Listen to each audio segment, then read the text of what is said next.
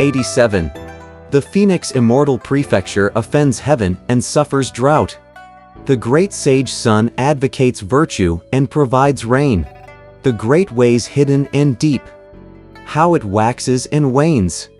Once told, will astonish both gods and spirits. Enfolding the universe. Cutting through one's native light. It grants the world true, matchless bliss. Before the spirit vulture peak. The treasure pearl, when taken out, will blaze forth 5 kinds of radiance to illumine all life in the cosmos. Those who know live long as mountains and seas. We were telling you about Tripitaka and his 3 disciples, who took leave of the woodcutter and descended the mist-concealing mountain to proceed on the main road.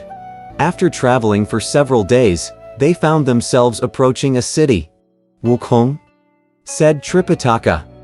"Can you see whether the city ahead of us is the Kingdom of India?" "No," replied Pilgrim, waving his hands. "Though the place of Tathagata is named Ultimate Bliss, there is no city as such, only a large mountain in which there are terraces and towered buildings. The name there is the Great Thunderclap Monastery of the Spirit Mountain. Even if we have arrived at the Kingdom of India, it doesn't mean that that's where Tathagata lives. Heaven knows how great a distance there is between the kingdom and the Spirit Mountain. The city over there, I suppose, must be some sort of outer prefecture of India, but we'll know more once we get near it." In a little while they reached the outside of the city. Dismounting, Tripitaka and his disciples walked through the triple gates. Inside they found little human activity, and the streets seemed rather desolate. When they reached the edge of the market, they saw many people wearing blue robes standing in rows left and right. A few who had on official caps and belts were standing beneath the eaves of a building. The 4 pilgrims proceeded along the street, but the people would not step aside for them at all. As Ju 8 Rules had always been a country bumpkin, he stuck out his long snout and yelled, "Get out of the way! Get out of the way!" When those people raised their heads and caught sight of a shape like that, they turned numb with fear and fell all over the place. "A monster spirit is here! A monster spirit is here!" they yelled. Trembling all over, those with official caps and belts bowed and said, "Where are you people from?" Fearing that his disciples might cause trouble, Tripitaka immediately went to the front to answer the question. "This humble priest," he said, "is the subject of the Great Tang in the land of the East, and has been sent to the Great Thunderclap Monastery in the Kingdom of India to seek scriptures from the Buddhist patriarch. As we pass through your treasure region, we have yet to learn of your country's name and seek shelter from a household. Having just entered the city, we fail to give right of way to others, and I beg you various officials to pardon us." One of the officials returned the greetings and said, "This is the outer prefecture of India, and the name of the region is Phoenix Immortal. Because we have had a severe drought for several years, the prefect ordered us to put up here a public notice seeking a priest to pray for rain and save the people." On hearing this, Pilgrim said, "Where's your notice?" "Right here," replied the officials. "We've been sweeping clean the wall and the eave just now, and we have yet to hang it up. Bring it here and let me have a look," said Pilgrim, and the various officials rolled out the notice at once and hung it beneath the eave. As Pilgrim and his companions drew near, this was the notice they found.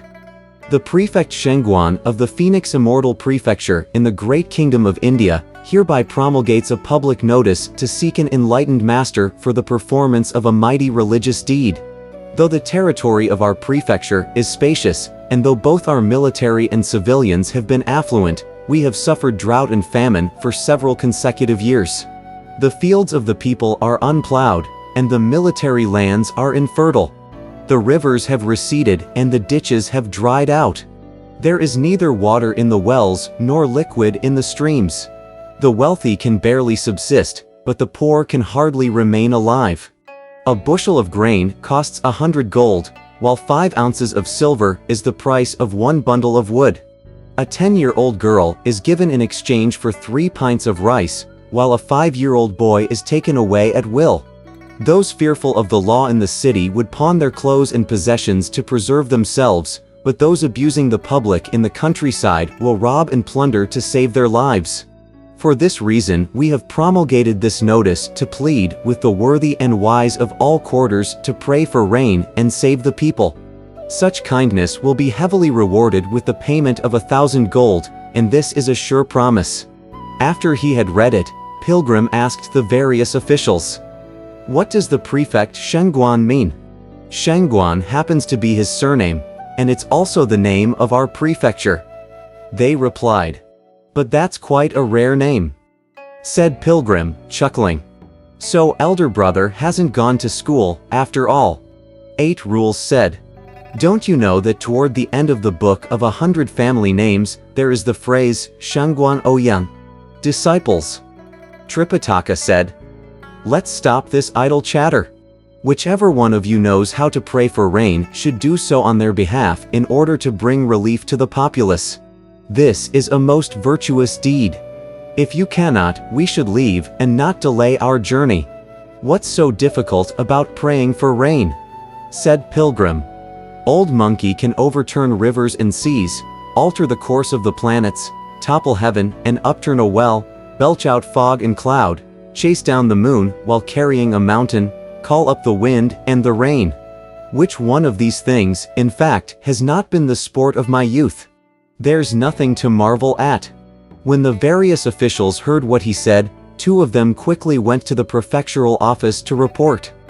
"Venerable Father, 10,000 happinesses have arrived." The prefect was just in the midst of uttering a silent prayer before stalks of lighted incense. When he heard the announcement, he asked, "What happinesses?"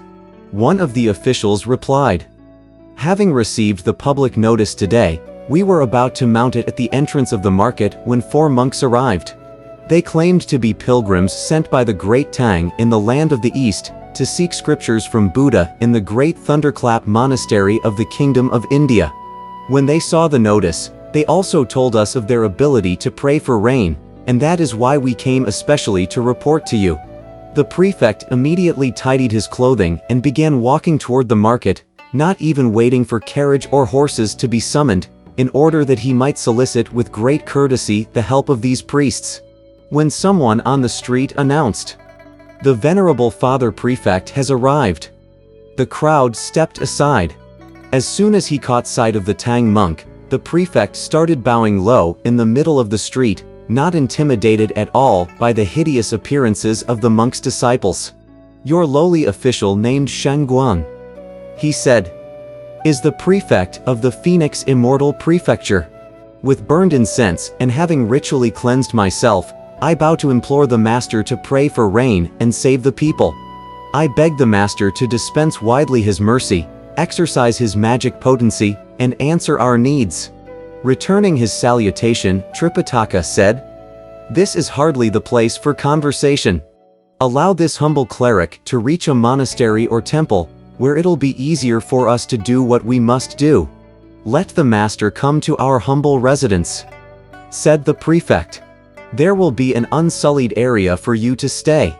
Master and disciples thereupon led the horse and toted the luggage to the official residence. After he had greeted each one of them, the prefect at once ordered tea and a vegetarian meal to be served. When the food arrived in a little while, our 8 Rules ate with abandon like a hungry tiger, so terrifying those holding dishes and trays that their hearts quivered and their gallbladders shook. Back and forth they scurried about to fetch more soup and rice, moving like revolving lanterns. They could barely keep up with the demand, but they did not stop until the pilgrims had satisfied themselves. After the meal, the Tang monk expressed his thanks and then asked, "Sir Prefect, for how long has your noble region been afflicted with drought?" The prefect said, "At India's kingdom, this, our nation great. Of Phoenix Immortal I'm the magistrate. For 3 long years a drought has laid us low. The 5 grains perished, not even grass would grow. Commerce is hard for households big and small. 10 doors or 9 portals are tearful all.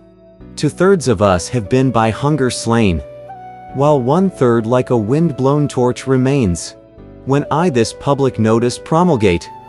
It's our luck that true monks have reached our state. If you with 1 inch of rain the people bless, 1,000 gold I'll give for such kindness. On hearing this, Pilgrim showed great delight and said, with a roar of laughter, "Don't say that. Don't say that. If you mention 1,000 gold as repayment, you'll not receive even half a drop of rain. But if you wish to accumulate merit and virtue, Old Monkey will present you with a torrential shower." That prefect, you see, was indeed an upright and honest official, who had great love for his people. He immediately asked Pilgrim to take the honored seat. He bowed low and said, "Master, if you would indeed extend your mercy, this lowly official will never dare turn my back on virtue. Let's not talk any more," said Pilgrim. "And please rise. May I trouble you to take good care of my master, so that Old Monkey can act?" "Elder brother," said Sha Monk, "how will you act? You and 8 rules come over here," replied Pilgrim.